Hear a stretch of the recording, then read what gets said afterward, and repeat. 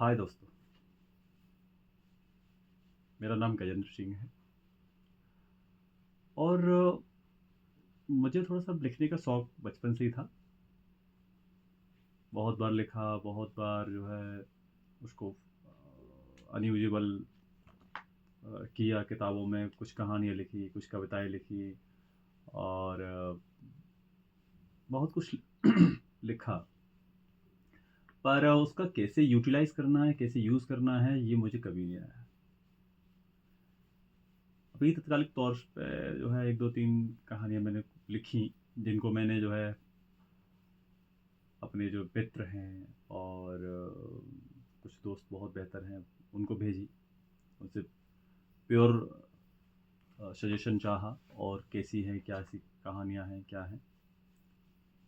तो उन्होंने जो रिव्यू दिया, थैंक यू सभी के लिए। उसमें मेरे बड़े भाई भी हैं और मेरे परम मित्र भी हैं, जिन्होंने मुझे सजेस्ट किया कि हाँ यार, इसका कुछ आप यूट्यूब और सोशल मीडिया प्लेटफॉर्म पे आप इसको अपलोड कर सकते हैं और बेहतर होगा सभी के लिए। और वही प्रयास किया है दोस्तों मैंने। मुझे कैमरे का और सोशल मीडिया का इतना ज़्यादा शौक़ नहीं है, तो उस मेरे कहानियों में से ही कुछ सिलेक्टेड कहानियाँ हैं, वो मैं आपके साथ शेयर करना चाहता हूँ।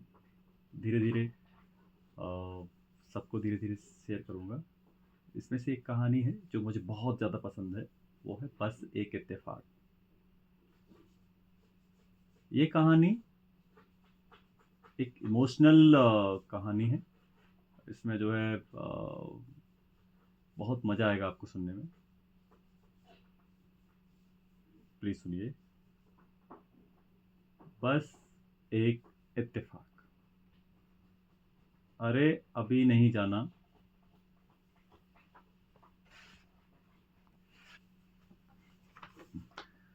अरे अभी नहीं जाना, अगली बार देखूँगा। अभी मान भी जाओ बेटा, घर के खर्च और तेरी कॉलेज की फ़ीस भी जमा करनी है। अगली बार पक्का चला जाऊँगा। ये एक पिता अपनी बेटी से बोलता है, पर पिता देखता है कि बेटी नहीं मानी, बोली पापा जी प्लीज़ चले जाओ। यही होता है एक बाप बेटी का जो रिश्ता है ना, वो बहुत प्योर है। उसमें कोई जो है फ़रेब नहीं है और ना ही माँ बाप का रिश्ता सबसे बेहतर रिश्ता माना जाता है, आप सभी जानते हैं। तो बोलती है पापा जी प्लीज़ चले जाओ, बस चेकअप और कुछ दवाएं भी मिल जाएंगी। और बेटी ने मेरा टिकट कर दिया ट्रेन से। थोड़ा डर सा लग रहा था, पता नहीं क्या होगा मुझे। वैसे मैं बताना चाहूँगा, मैं आर्थराइटिस से ग्रसित हूँ और उम्र भी लगभग हाफ सेंचुरी के ऊपर हो चुकी है। अक्सर ये होता है और ये बीमारियां हद है, बुढ़ापा भी क्या है। सही बात है। आज दिनांक 30 अप्रैल 2024 का दिन है।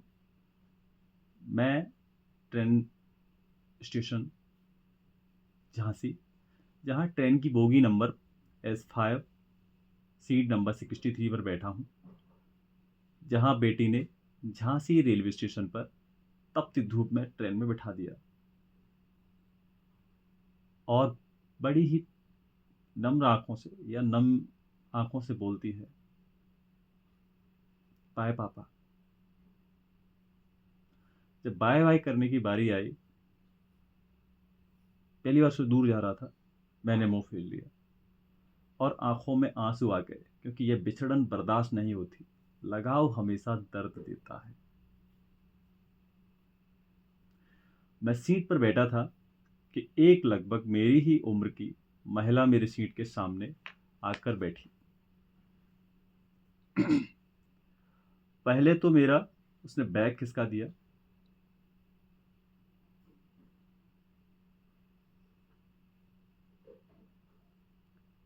मुझे थोड़ा गुस्सा आया और फिर सोचा चलो ठीक है, सफ़र बातचीत से कट जाएगा। और वह बोलने लगी, अपने जूते भी यहाँ से हटाओ। मैंने बोला ठीक है। तभी एक एक मेरी नज़र उससे मिली। पहले लगा शायद मैं उसको जानता हूँ, फिर मुझे लगा कि मेरा चश्मा खराब है, कुछ का कुछ दिखता है, क्या करूँ, उम्र ही कुछ ऐसी है। तभी उसने भी मुझे देख पहले जैसी झिझक लगी, सोचा पूछ लूं, कहाँ से हो। हिम्मत नहीं हुई, क्योंकि साला मेल ईगो का क्या करूं, बीच में आ गया। तभी धीमी मुस्कुराहट से वह बोली, लगता है उम्र हो गई है आपकी। मैं थोड़ा मुस्कुराया और कहा, हाँ शायद। वैसे आखिरी बार शीशे में कब देखा तुमने अपने आप को? मैंने उससे बड़ी हिम्मत से पूछा। बोली, लगभग 30 सालों से देख ही रही हूं। तुम बताओ, खुद को कब देखा? चलो ठीक है। मैंने पूछा, कैसी हो? वह बोली, वैसी ही हूं जैसे 30 साल पहले थी। वह बोली, आप कैसे हैं? मैं सक पका गया, शायद बहुत शर्मिला हूं। तभी वह बोली, रहने दो, मत बताओ। मैं समझ गई, आज भी वैसे ही हो आप जैसे पहले थे। मैं सोचने लगा, आखिर इससे पूछूं तो क्या। मैं यह स्वयं से बात करने पर खुद से ही विभिन्न प्रकार के प्रश्न करने लगा। बोला, बोल दूं, बहुत सुंदर लग रही हो, प्यारी लग रही हो, अच्छी लग रही हो, पर लगा कहीं बुरा ना मान जाए। और ये उम्र, हाय इसका क्या करूं। तभी वह बोली, कहाँ हो आजकल और कहाँ जा रहे हो? मैं भी बड़े ध्यान से उसे सुनने लगा। मैं उससे आंखें मिलाने के बजाय इधर उधर देखकर जवाब देने लगा, क्योंकि जिस दर्द से 30 साल से गुजर रहा हूं वह आगे ना मिले। क्योंकि पिछले 30 साल से मैं बस यही सोच रहा था और भगवान से प्रार्थना कर रहा था कि वह खुशी रहे और खुश रहे और बेहतर रहे। सच में एक बात कहना चाहूंगा कि हमेशा जो प्यार है, जो रियल प्यार है, मतलब तो अलग चीज़ है, पर रियल प्यार है वो हमेशा परिस्थिति कैसी भी रहे, पर उम्मीद यही करता है कि दोनों सलामत रहें। परिस्थिति फिर बीच में घर किसी का कहीं कर देती है, पर ये होना चाहिए अक्सर, और होता भी ऐसा ही है। चलो इस कहानी पे आता हूँ। हाँ, मैं कहानी पर आता हूँ। उसने मुझे बुल्लन जी कहकर पुकारा। यह नाम भी उसी ने दिया था, क्योंकि कॉलेज में सिर्फ मेरे पास ही बुलेट थी, जिससे उसने प्यार से ही शायद बुल्लन नाम दिया हो। या फिर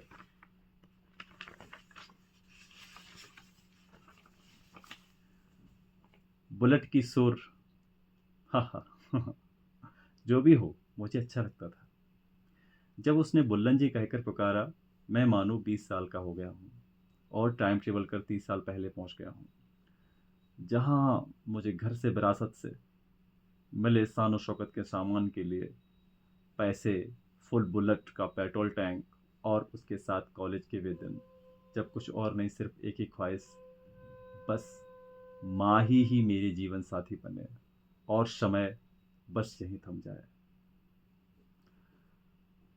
तब उसका एकाएक खत जान से ज्यादा कीमती लगता था। उसके खत के एक बात, इसके विभिन्न अर्थ भले ही हों, पर हर अर्थ में खुद के विचार, फिर चाहे उसके द्वारा बताई गई या बोली गई बात क्यों न मेरे उन विचारों से भिन्न हो। मैं स्वयं को उस समय से जोड़ने लगा। तभी मेरी नज़र उसके हाथ पर गई, जहां नाम देव लिखा था। लगा जैसे उसने दिखाया हो। मेरा नाम, अरे मैं बताना भूल गया, मेरा नाम देवेंद्र है। मेरे चेहरे पर मुस्कुराहट थी। तभी वह बोली, वैसे कभी आपको लगा कि आपने ठीक नहीं किया था? मेरे आंसू आ गए, मैं निःशब्द हो गया। फिर वह बोली, जवाब दो। हाँ शायद आज भी तुम नहीं बोलोगे, क्योंकि आज भी तुम वैसे ही हो। आज भी तुम वैसे ही हो जैसे 30 साल पहले थे। मैंने उससे कहा, अब हम माँ बाप हैं, इन बातों का कोई अर्थ नहीं है। उसकी आंखें भर गईं। बोली, हाँ शायद मैं भूल गई, चलो छोड़ो। मैंने पूछा, कहाँ जा रहे हो? बोली, इलाज करवाने। सहसा मैंने पूछा, किस जगह? कहाँ? नागपुर। अरे, किसका इलाज? आंसू पोंछते हुए बोली, कुछ नहीं, बस पेट दर्द का। मैंने बोला, साथ में कौन है? वह प्यार से बोलती है, भतीजा है, 10 साल का, जो ऊपर सीट पर लेटा है। अरे, यही दिखा यही दिखा लेते। मैंने उससे बोला, यही दिखा लेते। पेट दर्द के इलाज तो यही आसान से हो जाता, ग्वालियर में या झांसी में, कहीं भी। उसने मेरी आंखों में देखकर बड़ी ही धीमी आवाज में कहा, मैं कैंसर से पीड़ित एक मरीज हूं। दोस्तों, यकीन मानो, उसके शब्द मेरे पैरों तले जमीन खिसक गई। लगा जैसे खुद कैंसर हो और मैं बस शांत हो गया। सर झुक गया और मेरा स्वयं का ब्लड प्रेशर बढ़ने लगा। तभी एकाएक मेरे मोबाइल की घंटी बजती है। बेटी बोलती है, पापा, आपने कॉल नहीं किया? कहाँ पहुंच गए? सामान ठीक से रखा? पानी और खाना मैंने पैक कर दिया था, खा लेना। मैं शांत था। बेटी से बोला, बेटा, मैं कॉल करता हूँ। एक लंबी सी सांस खींची। सोचा, अगर यही मिलन है तब इससे तो बेहतर बिछड़ा नहीं थी। और अब मैं बस सोचने लगा कि क्या करूं, कैसे करूं। मेरी लंबी लंबी सांसें सहसा चलने लगी। पता नहीं क्यों, पर मुझे लगा आज भी मैं उससे इतना ही प्यार करता हूं जितना पहले करता था। सच में प्यार की कोई उम्र नहीं होती, और ना ही उसके इस समान एहसास। चेहरे पर शांत भाव, और एकदम मानो दुनिया ही उजड़ गई हो। पर तभी मैंने उससे कहा, कोई नहीं, मैं भी नागपुर चल रहा हूँ, हम वहाँ देख लेंगे, एक बेहतर डॉक्टर है। और कुछ पॉजिटिव उदाहरण दिए। जैसे उसको उदाहरण देकर जैसे उसको समझाने लगा, जैसे युवराज सिंह क्रिकेटर हैं, संजय दत्त साहब एक्टर हैं, उनको कैंसर नहीं हुई, और अब वो स्वस्थ हैं। घबराओ मत, ठीक हो जाओगे। वह बहुत कुछ बात कहना चाहती थी, पर उसने अपने आप को रोक के रखा था। हम दोनों एकदम शांत हो गए। सहसा मैंने मोबाइल निकाला और चंद मिनटों में लाखों कैंसर के इलाज के नुस्खे, दवाइयाँ, डॉक्टर, जादू, तंत्र मंत्र, टोटके सब देख डाले। सच में मैं इस बार उसको बिल्कुल खोला नहीं चाहता था, फिर परिणाम जो भी हो। आप मुझे स्वयं पर गुस्सा और पछतावा आने लगा। बात ठीक 30 साल पहले की है। दोस्तों, दिन मंगलवार था। तारीख थी 30 अप्रैल 1994। मैं अपने पिताजी के अकेले आज्ञाकारी पुत्र था और बहुत शर्मीला स्वभाव का था। पर कॉलेज में मैं अपने दोस्तों के साथ थोड़ा खुल गया था, और कहीं न कहीं साथ पढ़ने वाली मेरी सबसे अच्छी दोस्त माही बन गई थी, जो बाद में प्यार में परिवर्तित हो गई। वह कभी उसको एहसास नहीं होने दिया, पर पता नहीं क्यों लगता है मुझे उससे प्यार हो गया था, और धीरे धीरे हमारी कहानी कॉलेज के चर्चित कहानियों में शुमार होने लगी। दोस्त मेरे रिश्ते की कस्में खाने लगे। 3 साल कॉलेज का पता नहीं चला कब निकल गए। बात कॉलेज खत्म पर पिताजी के स्वास्थ्य ठीक नहीं रहता था। उन्होंने अपने एक मित्र को वादा किया कि उनकी बेटी के साथ मेरी शादी करवा देंगे। बस वही वादा मेरे प्यार का अंत का कारण बना। हिम्मत नहीं हुई पिताजी से कह सकूं। तभी माही को यह बात पता चली। उसने पूछा, मुझसे शादी करोगे? तो मैं घर से तुम्हारे लिए भाग चलूं? मैंने मना कर दिया। लगा कि यह सब आसान है, धीरे धीरे सब भूल जाऊंगा। यह सब करते करते हैं, पर सच बात तो यह है कि मैं 30 साल से तिहाड़ जेल और काला पानी की सजा के बराबर की सजा पल पल स्वयं भुगत रहा हूँ।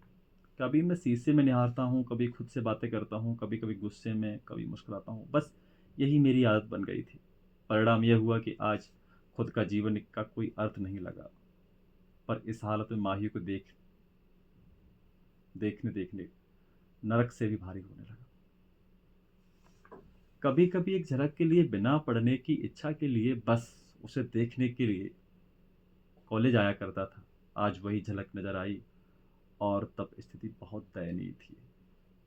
एकाएक हेलो की आवाज के साथ टीटी महोदय ने टिकट मांगा। मैंने उन्हें अपना टिकट दिखाया। तभी टीटी महोदय माही की ओर बढ़े। वह सो रही थी। टीटी महोदय को रोककर कहा मैंने, ये मेरे साथ हैं। पर टीटी बोले आपके पास तो एक टिकट है और उसमें सिर्फ उसका नाम है और उसमें आपका ही तो नाम है। फिर बोले ठीक है, चलो नाम बताओ। मैंने कहा माही नाम है।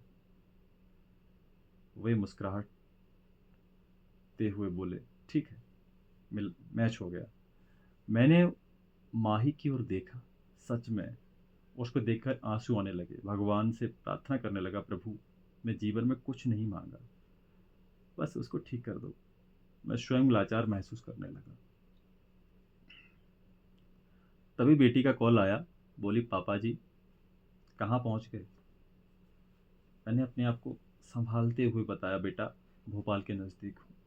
मैंने लाख कोशिश की अपने आप को रोकने की, पर नहीं रोक सका और रोने की भभकी खुल गई और बेटी को पूरी बात बताई। बेटी ने कहा पापा मेरी भी एक मैम है, माही, जो नागपुर जा रही हैं इलाज करवाने के लिए। हम सब दोस्त उनके लिए प्रार्थना कर रहे हैं। मैंने आपको बताया तो था कल कि मेरी मैम को बीमारी है। मैंने कहा हाँ।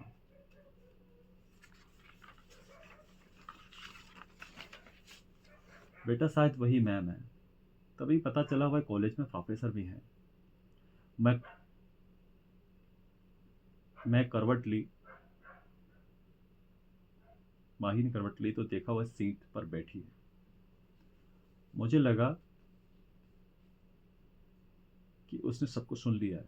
मैं कुछ बोल पाता इससे पहले वह खुद को रोक नहीं पाई और मुझसे गले लगकर रोने लगी और बोली शायद यह अंतिम मिलन है। हाँ, बहुत देर तक बातें करते रहे। पता चला उसने शादी नहीं की। उसके भाई का एक लड़का है जो उसके साथ जा रहा है। तब माही बोली पता नहीं क्यों तुम मिले और इस तरह गए कि कोई मिला ही नहीं तुम जैसा फिर कभी।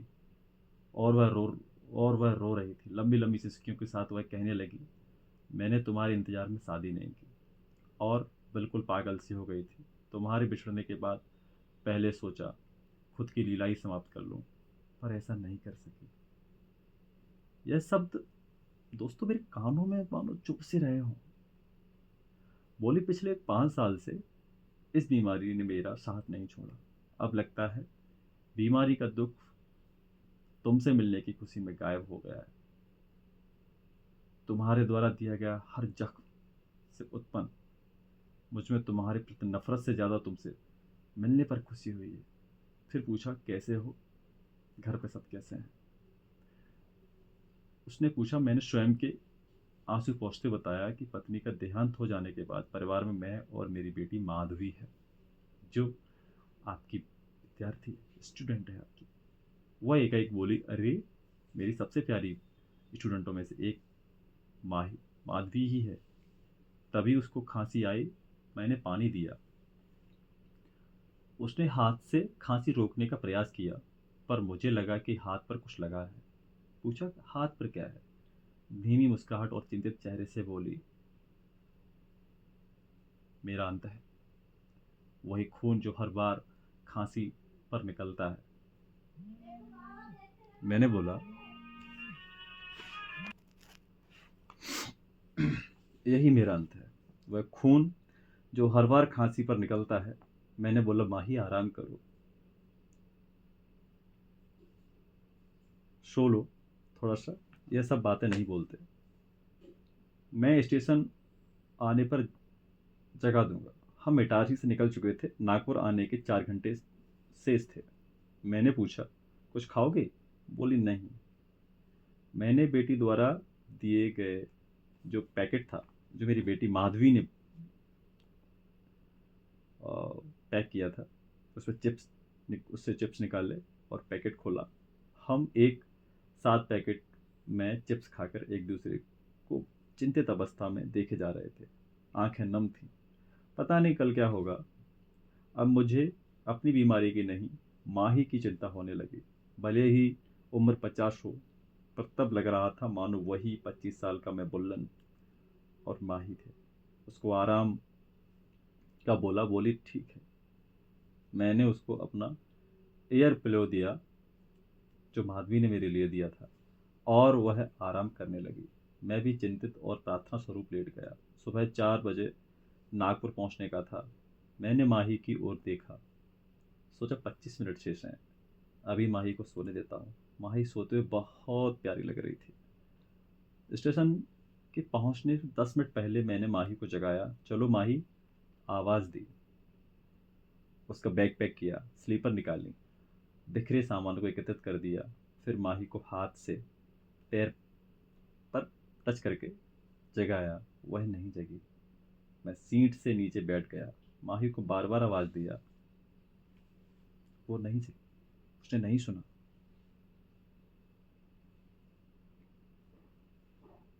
मैं सुन्न हो गया, रोने लगा। धैर्य के बांध टूटे जा रहे थे। आखिर मैं जीव हूँ, मशीन तो नहीं। अब तो ट्रेन में रोने की आवाज़ गूंजने लगी। लोग एकत्रित हो गए स्टेशन पर। ड्यूटी डॉक्टर आए, चेक किया। वे शांत थे। मैं समझ गया। स्टेशन प्रबंधक मेरे पास आए। बोला आप क्या क्या उनके साथ हैं? कौन हैं आप उनके? मैं कुछ बोलता तब तक किसी यात्री ने कहा कि यह उनके पति हैं। मैं कुछ नहीं बोल पाया। पति यह छोटा था, वह शांत रह गया। कागजों की सुपुर्दगी के साथ मुझे माही सुपुर्द की गई। उन कागजों पर मेरी ही सिग्नेचर हुए। यह पता नहीं आखिर प्रभु की क्या लीला थी। कुछ पल में ही सब कुछ हो गया और चंद घंटे पहले कुछ भी नहीं था। तभी स्टेशन मास्टर एक पुरानी कागज का टुकड़ा मेरी ओर लाते हुए दिखे। बोला यह मैम के बैग से गिर गया था। मैंने देखा कि वह कागज का टुकड़ा नहीं, फोटो था, जिसमें मेरा व माही का फोटो था, जिसके पीछे लिखा था मंजिल या मुकद्दर तभी मिलते हैं जब भाग्य साथ हो। बिछड़ना, आना जाना किसी के हाथ में नहीं। Love you Bullan, I love you. दोस्तों, कैसी लगी आपको स्टोरी? प्लीज़ बताना। Thank you.